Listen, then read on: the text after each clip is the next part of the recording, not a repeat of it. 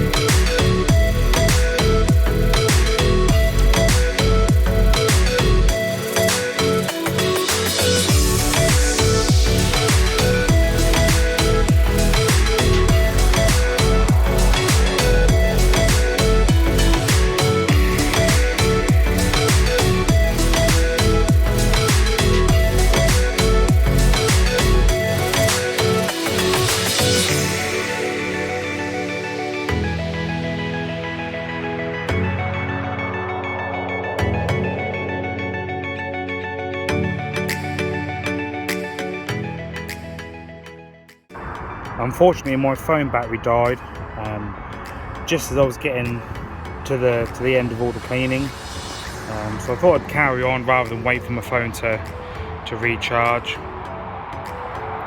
So yeah, this is the engine bay now cleaned.